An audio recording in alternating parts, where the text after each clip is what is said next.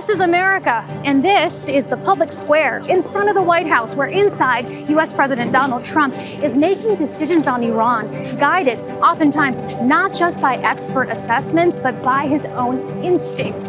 But where has that led him, the U.S., Iran, and the world? And what do real Americans make of it? We'll hear from them a little later. But first, here's Anna Burns-Francis in our Washington studio. Thanks, Heidi. A 2-week ceasefire has been announced. But what happens next for the man who famously boasted of the art of the deal? Can President Trump get what he wants out of the war with Iran? And who will he trust to make those decisions? Our correspondent Kimberly Halkett is at the White House today, and Manny Rapolo joins us from the State Department. They are two of the most important wings of the administration, responsible for America's role in this war. The president reliant on the information and counsel of his advisors, not just from the State Department, but military and intelligence too. Right the way along, though, Donald Trump has been keen to show he's the one calling the shots. We could call it a tremendous success right now as we leave here. I could call it, or we could go further. But we took a little excursion because we felt we had to do that to get rid of some evil. And I think you'll see it's going to be a short-term excursion. When are you going to know when it's over? When I feel it. Okay. I feel it in my bones. That presidential instinct is what the world is now relying on to navigate out of this conflict. But talk of inner circle fractures and opposing advice from his cabinet is starting to leak. The Secretary of Defense, one of those accused of being overly optimistic, both in public and private. Epic Fury decimated Iran's military and rendered it combat ineffective for years to come. So, who did the president turn to for advice on how to deal with Iran, and who is he listening to now? In a moment, we'll go to Manny Rapolo, who joins us from the State Department. But first, let's go to Kimberly Halkett at the White House. Kimberly, what do we know about how the president is making decisions, like agreeing to the ceasefire, and where things go from here? Well, we can look at the start of Epic Fury, the name of the operation that began more than 30 days ago, as a signal to who the president is looking to and just how small his team of advisors is.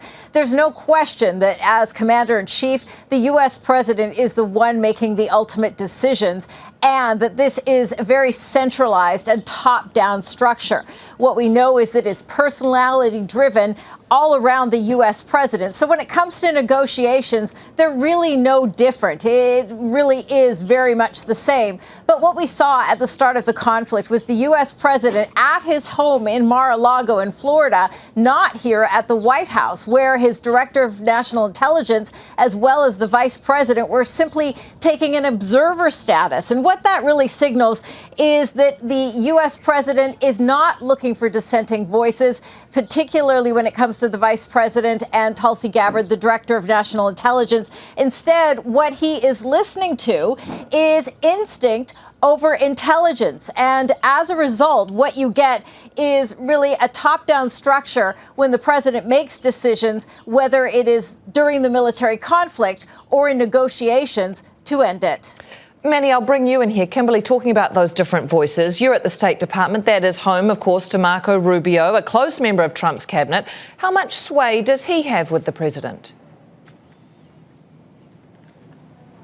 Well, like you said, Anna, U.S. Secretary of State Marco Rubio is quite close to President Trump. He has his ear, he has the president's trust, which means that he also has a lot of influence when it comes to policy and when it comes to strategy here. Ultimately, however, we also know, and just to build on what Kimberly was saying in that previous question that you asked her, it is up to President Trump at the end of the day to make these decisions over strategy. We know that because of individuals who are close to him within the administration, who are more familiar with this process, who have said exactly that. And by many accounts, President Trump is leaning less on traditional diplomatic channels like the State Department and more on his own instincts. You heard it from the president himself, who says that at times he knows when he feels it in his bones. And part of this is President Trump's character. He's long expressed distrust over U.S. intelligence agencies. He's expressed skepticism over career journalists here.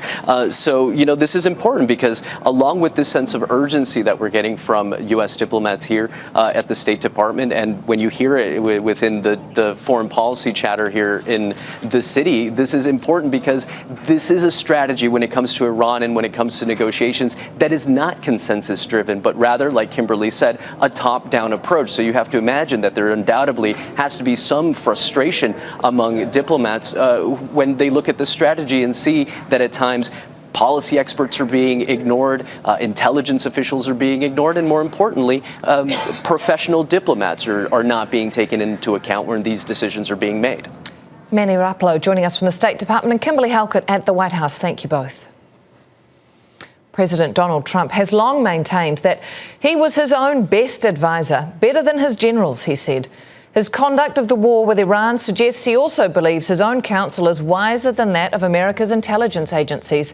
John Hendren reports from Washington, D.C. on Trump's decision-making style.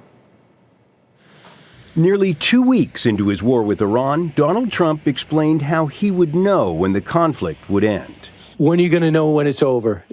When I feel it. Okay. I feel it in my bones. Since then, the president appears to have relied on gut instinct more than intelligence assessments in gauging the threat from Iran and when the conflict would end. All presidents have their circles of advisors, but Trump seems less inclined than most of his predecessors to listening to their advice on the war. Trump insists Iran was, quote, very close to a nuclear bomb, overriding the assessments from his own intelligence agencies that Iran was years away. Well, then my intelligence community is wrong. Who in the intelligence community said that? The Director of National Intelligence, Tulsi Gabbard. She's wrong. On March 3rd, Trump's Secretary of State said the U.S. followed Israel into the war. We knew that there was going to be an Israeli action. We knew that that would precipitate an attack against American forces. That same day, Trump insisted an imminent Iranian assault was the reason the U.S. launched its initial bombing campaign. They were going to attack. If we didn't do it, they were going to attack first. I felt strongly about that. Trump has expressed surprise that Iran blocked the Strait of Hormuz and attacked U.S. allies in the Gulf, leaving his intelligence director dodging questions on Capitol Hill. What about the comments the president made that he was surprised again, reports that Iran struck the adjacent Gulf states? Again, I'm not aware of those remarks. Senator Angus King got a clearer answer. Did you tell him? Anybody want to answer that question? What I can tell you is that Iran had specific plans to hit U.S. interests in energy sites across the region.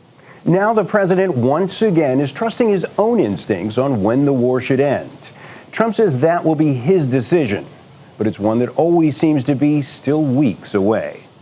We estimated it would take approximately 4 to 6 weeks to achieve our mission. I think we're 2 or 3 weeks. Not 3 weeks, if it is 3 weeks. We are on track to complete all of America's military objectives shortly, very shortly.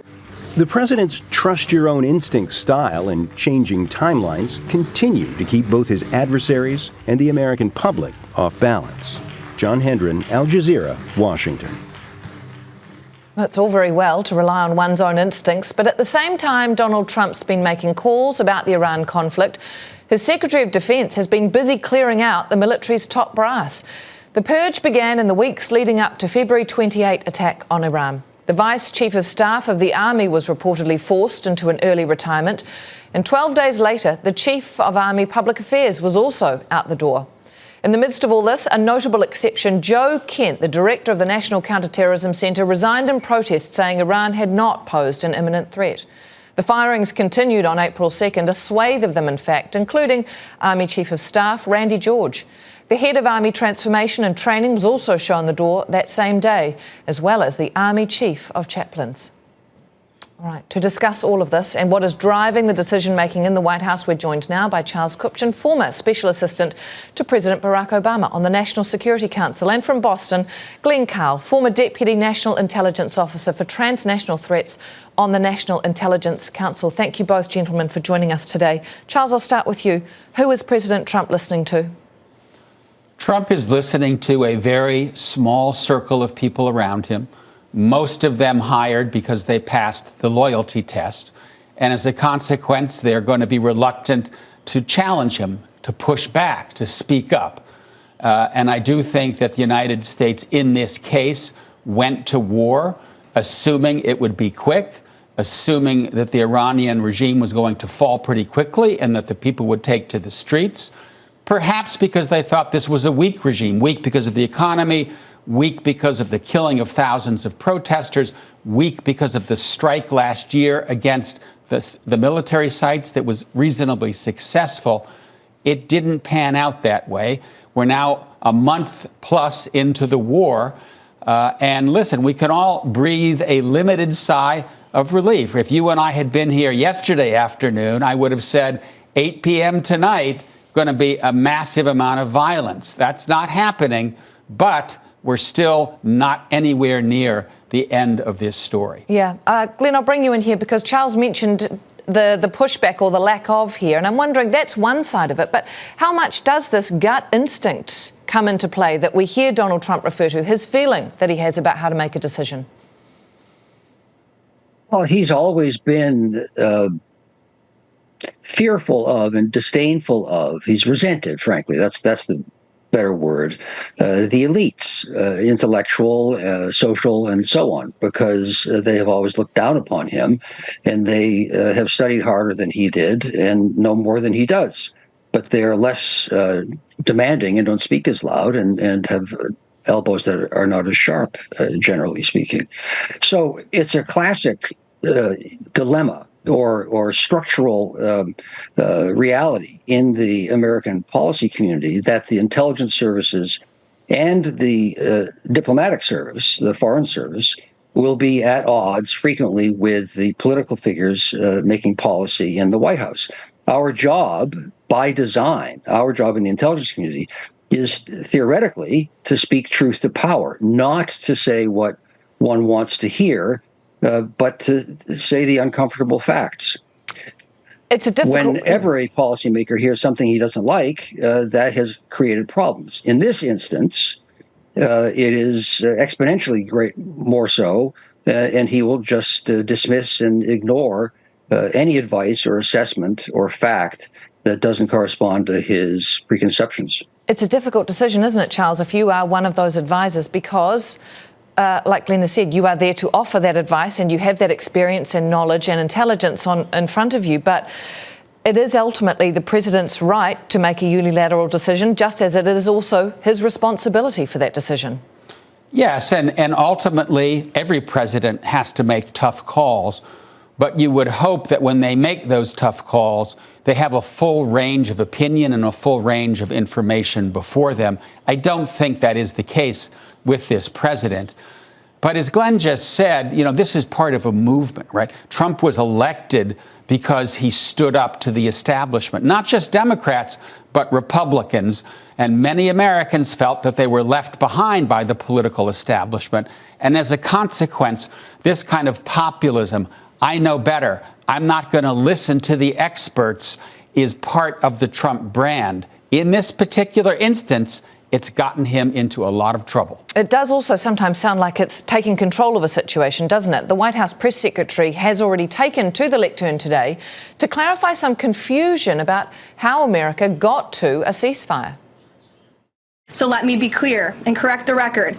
The Iranians originally put forward a 10-point plan that was fundamentally unserious, unacceptable, and completely discarded. It was literally thrown in the garbage by President Trump and his negotiating team. Literally thrown in the garbage. Glenn, yesterday Donald Trump said the plan was reasonable and achievable. What do these conflicting messages tell you about what is happening in the discussions happening behind closed doors?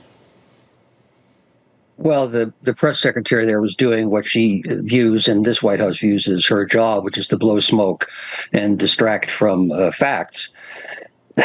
In any negotiation, both parties will put their ideal positions in the public domain and will present them to their negotiating adversary as a starting point. You aren't going to say, well, the last thing I will possibly accept is X as your first position. So there's nothing surprising that Iran's positions were outlandish and unrealistic, nor is there anything surprising in the dismissive way that this White House has probably literally thrown them in the trash.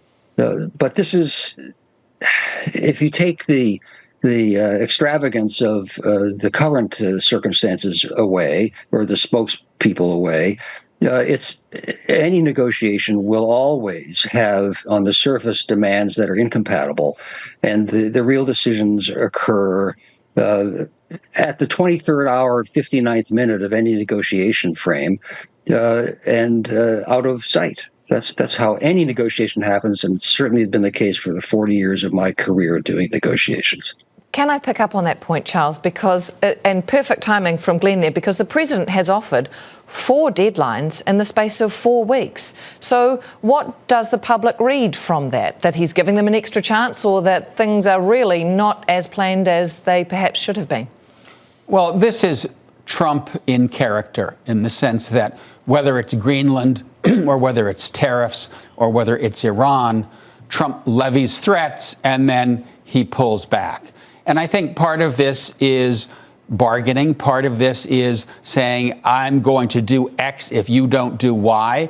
And then he wants to say, well, I'm actually a deal maker, not a war maker, and my pressure tactic worked.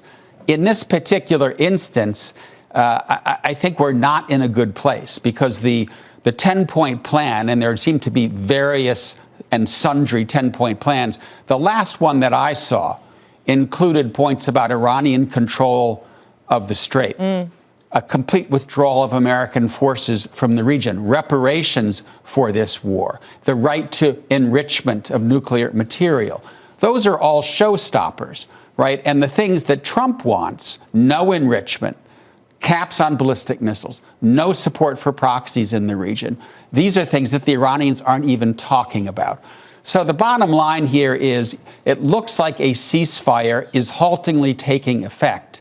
But when you say, are the two parties anywhere close to finding common ground to end this war, the answer is no. Even before we got to this point, we have seen formerly very close confidants of the president, such as Tucker Carlson, try to sway him away from escalating the conflict. Did you try and persuade him that this would be a terrible idea? Of course, that's why I went 3 times in a month, 5 weeks maybe. That was the first thing I said to the president and anyone else who would listen. Once this starts, the world is going to find out exactly how strong we are, which is not something you necessarily want to reveal. An implied threat is much more effective. Charles, is that a pretty fruitless task to try and accomplish, to call President Trump? He obviously answers the phone, but he isn't listening. You know, I think Tucker Carlson represents a food fight that's taking place inside the MAGA movement.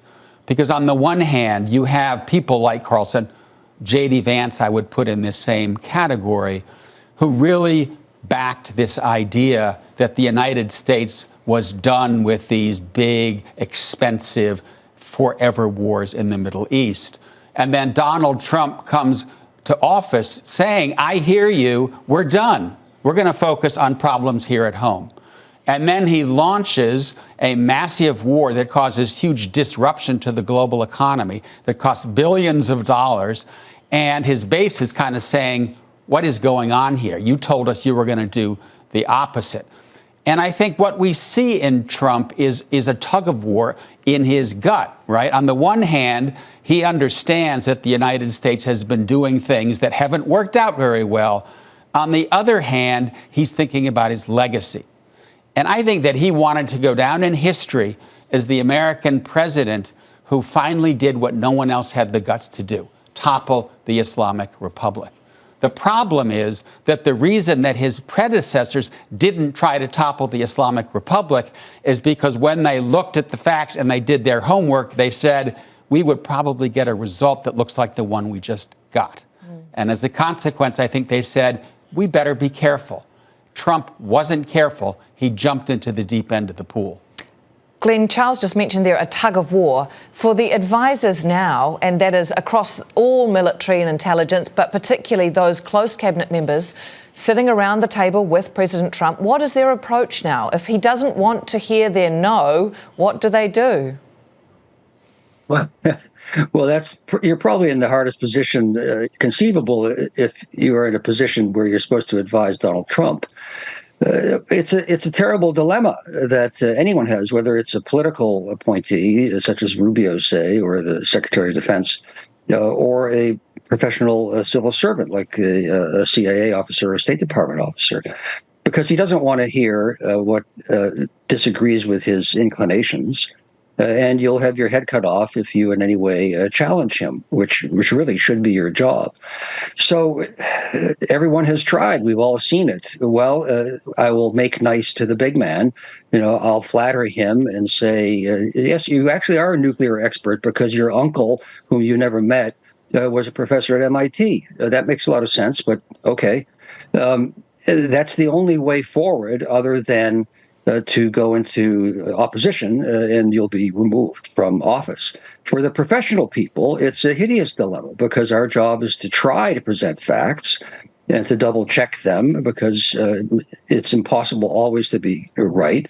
The civil service, the professionals have been sidelined, if not removed entirely. So there's really no happy way forward with someone who, quote, thinks from his gut, which means he just acts on his impulses and preconceptions. Glenn, I want to come back to you in just a moment, but Charles, quickly before the end of this interview, when we talk about saying no and who might have some pushback, J.D. Vance was said to be one of the sole dissenting voices. He is now being put in charge of the negotiations. What chance does he have? J.D. Vance is someone who tried to talk Trump out of the war. J.D. Vance is someone who was in that MAGA camp, which is no more forever wars. And as a consequence, he may be willing to show some flexibility, to make some concessions with the Iranians that other members of the administration would not. But I think the bigger picture right now is Trump's political fortunes. And right now, Trump is facing a political base that is unhappy about the war and unhappy about the price of gasoline. All right. And that's why I think he wants to get the Strait open. Just quickly then, Glenn, for some final thoughts from you, does this put the US in a worse position when it comes to fighting other wars in the future? Well, we invaded Iraq theoretically to bring democracy to the Middle East and to eliminate a threat. One of the major consequences of our invasion of Iraq was to extend Iran's influence, at least to the Tigris-Euphrates River and throughout Iraq itself. And here we invaded or attacked Iran probably to overthrow the regime, as Charles said. And the consequence is that now we have a regime that probably is more firmly seated in power than it was 6 weeks ago, although it is weaker militarily. It's probably has more control, and it has more control over the Straits of Hormuz and thus the world economy than it did 6 weeks ago. So that is a dilemma. Now, on the negotiations, just quickly, I think all of us are focusing too much on the 10-point plan, the 15-point plan, the American, the Iranians. Fundamentally, this is a ceasefire because Trump was in an impasse. He didn't want to invade because he realized the consequences would be eternal and very troubling. He didn't want to walk away because that would be humiliating and leave Iran stronger. So he's declared a ceasefire. Yeah. And Iran won't get any of its demands, really. So we'll go to the status quo ante, which will be passage of the Straits of Hormuz for traffic, and a regime in place watched over by hostile Israel and the United States. All right, that's all the time we have. Glenn, Carl, thank you so much for joining us. Charles Kupchan in studio, thank you as well. We'll debate online as to whether Trump is making decisions on his own or is following the advice of others. Alex Baird has been keeping tabs on the conversation. So how is the president making these decisions? In the lead up to the war, the White House would have said the greatest cabinet of all time. But according to Trump's former communications director, the decision-making is being made by a council of one. Anthony Scaramucci saying good presidents may not know the right answer, but they're good at asking the right questions. Hard if you're a council of one. Trump confidant and celebrity doctor Dr. Oz saying the president is on the ball and he is making the right decisions. And the president calls me all the time with very precise, well-targeted questions. He's an excellent executive, a superb leader. Prominent American journalist Chuck Todd labeling those surrounding Trump as yes men and yes women, the president existing in an echo chamber. Far-right news source InfoWars saying the president's being misled because anyone who would have said no is now gone. They've all been driven out. They've all been driven away. Now nobody's telling him his decisions are bad. Trump is widely reported to be a big listener of conservative podcaster Mark Levin, and he is swinging out at any critics saying Trump could lose the midterms because of him. Former MAGA voice Megyn Kelly calling for an accountability witch hunt of those she says pushed Trump into the Iran war. We need to know exactly who talked him into it and what representations were made to convince the president that this was a good idea. Who? Regardless of who led Trump here, Democrat activist and author Amy Siskin says the president is now getting back to... You're fired. You're fired. His roots. You're fired. Now a revolving door of voices in the president's ear. Fired. Let's go back to Heidi Jo Castro, who's been gauging what the public thinks of Trump's decision-making. I'm in Lafayette Square, where people from all over the country come to get that picture in front of the White House. They come from red states, from blue states. Some are Trump fans, some are not. And so I put this question to them. Do you trust Trump's instinct on Iran? No, I do not. Why is that? Because I feel like he's a petulant child. Like every day it's giving me whiplash. He's like bipolar in his decision making. So unless I can trust somebody to be consistent, which he is inconsistent always, I don't trust their opinion. I'm not so sure. I think there should be a little bit more reasoning behind it. He should be kind of considering what his cabinet has to say and what Congress has, kind of what Congress thinks about it as well. Do you trust Trump handling Iran using his instinct, as he often says he does? Yes, so far it's working. What do you like about it? That it's working. What makes you believe in his gut about this? Because what he's said he's doing, and it's working. There's no undesirable outcome so far, meaning nothing bad historically has happened, meaning like the decimation of the population didn't happen. His other actions have shown that sometimes he leaps before he really honestly thinks through everything that's going to be going on. So we heard a mixture there of skepticism, anger, support, and faith in Trump. But what's important here is there's only one opinion that matters, and that is the one that belongs to the commander-in-chief. The American people have no voice on this until the midterm elections in November. Until then, this is Trump's war to direct, and the rest of America is just along for the ride. Well, that's all from the team here in Washington, D.C. We'll hand back to Al Jazeera's global headquarters in Doha.